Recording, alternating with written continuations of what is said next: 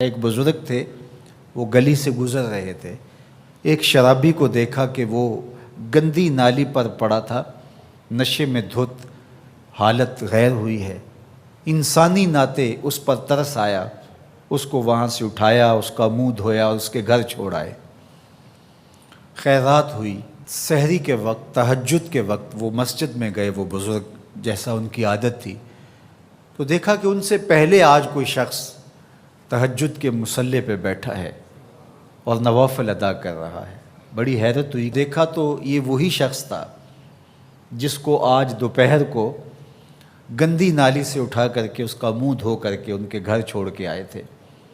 تو حیرت سے کہا، بار الہ تیری قدرتوں کے رنگ، یہ آج ہی تو میں نے شراب خانے سے باہر گندی نالی پہ پڑا ہوا دیکھا۔ ہاتف سے آواز آئی، میرے بندے تو نے اس کا منہ دھو دیا تھا، میں نے اس کا دل دھو دیا۔ تو جب کوئی شخص اپنا منہ دھوتا ہے، اپنے ہاتھ دھوتا ہے، تو اللہ اس کے گناہ دھو ڈالتا ہے۔ تو یہ نصف الایمان ہے، یہ آدھا ایمان ہے۔ ہمارے دین نے ہمیں صفائی کا، ستھرائی کا، پاکیزگی کا، عفت کا، پاک دامنی کا حکم دیا ہے۔ اگر آپ مجھ سے پوچھیں کہ اسلام کا دوسرا نام کیا ہے، تو میں کہوں گا اسلام کا دوسرا نام دین طہارت ہے۔ علماء نے لکھا کہ ایک طہارت معنوی ہوتی ہے، ایک طہارت حسی ہوتی ہے۔ ہمارا دین متقاضی ہے اس بات کا کہ ہمارا دل شرک سے، کفر سے پاک ہو، ہمارا دماغ غرور سے، تکبر سے، اور ہمارا عمل ریا سے، ہمارا دل تصنع سے، بناوٹ سے، حقد، کینے اور بغض اور نفرتوں سے پاک ہو۔ مانوی نجاست سے ہم اپنے آپ کو پاک کریں۔ اسی طرح ہم ہر طرح کے حدث سے اپنے آپ کو پاک کریں، حد سے اصغر ہو یا حد سے اکبر ہو۔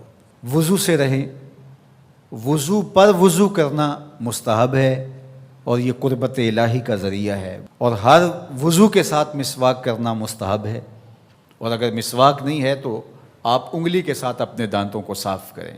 غسل واجب ہو وہ تو کرنا ہی کرنا ہے، لیکن روزانہ کی بنیاد پہ صفائی حاصل کرنے کے لیے غسل کیا جائے، مستحب ہے۔ نماز کے لیے آپ کے لباس کا صاف ہونا بھی شرط ہے، آپ کے جسم کا پاک ہونا بھی شرط ہے، حد سے اکبر اور حد سے اصغر سے پاک ہونا بھی شرط ہے، اور جہاں کھڑے ہو کے نماز پڑھ رہے ہیں اس جگہ کا پاک ہونا بھی شرط ہے۔ مجھے بتائیے کوئی ایسا پاکیزہ دین آپ نے دیکھا ہے؟ اس سے بڑھ کر کیا کہ جب تم اس دنیا سے رخصت ہونے لگے اور تمہارے بدن کو مٹی کے سپرد کرنے لگے، اور وہ بدن مٹی کھا جائے گی، لیکن کہا کہ اس کو بھی ذرا غسل دے کے بھیجو، اس کو چٹے لباس کا کفن دے کے بھیجو۔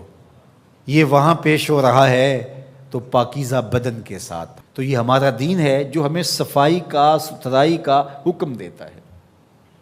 اپنے ماحول کو پاک رکھیں، ماحول کو ستھرا رکھیں۔ دنیا کے اوپر بسنے والی قومیں جب ترقی کی راہوں پہ گامزن ہوتی ہیں تو وہ ان چیزوں کا بہت خیال رکھتی ہیں۔ ہم جب ترقی کی راہوں پہ گامزن تھے تو اس وقت ہماری ستھرائی کی، ہماری پاکیزگی کی، ہماری عفت کی مثالیں دی جاتی تھیں۔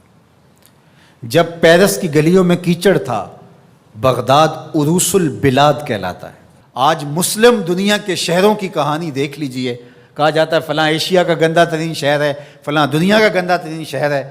اپنے اطراف میں پھیلی ہوئی گندگیاں دیکھیے، گھر سے شاپر میں گندگی ڈال کر کے اپنے ہی گھر کے دروازے پہ پھینک کے ہم سمجھتے ہیں ہم نے گھر کی صفائی کر لی، وہی پھر پاؤں سے، گاڑی کے ٹائروں سے لگ کے پھر ہمارے اندر جا رہا ہوتا ہے۔ ہمارے دین نے تو ہمیں یہ کہا، اگر کوئی راستے میں گری پڑی چیز کو جو گزرنے والوں کے لیے رکاوٹ بنے، اس کو اٹھا کے ہم پھینک دیں تو یہ جنت کے راستے کی ضمانت بن جاتی ہے۔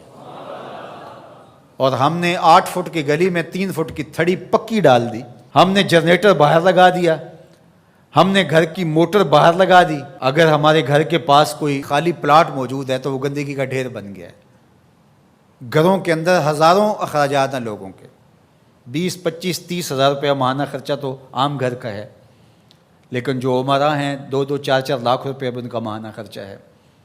تو جہاں اتنا خرچہ ہر بندہ اپنے گھر میں کر رہا ہے، تو صرف 1 ہزار روپیہ ڈال کر کے اپنی گلی کی صفائی کا اہتمام نہیں کر سکتا؟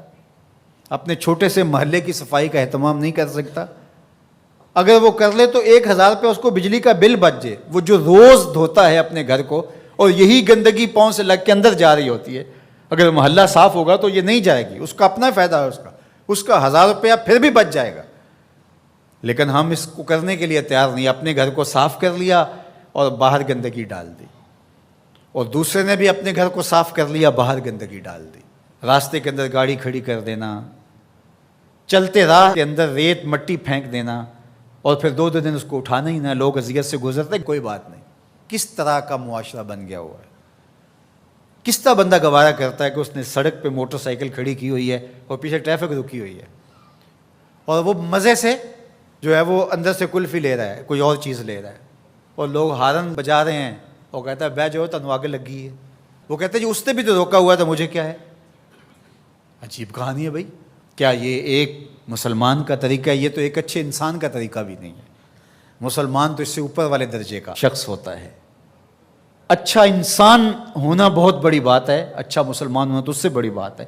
تو ہم سوچیں کہ جو ہمارے تیور، لچھن، طرز زندگی، انداز معاشرت ہے، وہ ایک اچھے مسلمان ہونے کی تو دور کی بات، اچھے انسان ہونے کی بھی نہیں ہے. تو ہمارا دین صفائی کا دین ہے، ہمارا دین پاکیزگی کا دین ہے. ماحول کی پاکیزگی سے لے کر ذات کی پاکیزگی تک، ظاہری پاکیزگی سے لے کے باطنی پاکیزگی تک، خیالوں کی پاکیزگی سے لے کے سوچوں کی پاکیزگی تک، طرز زندگی کی پاکیزگی سے لے کر انداز معاشرت کی پاکیزگی تک.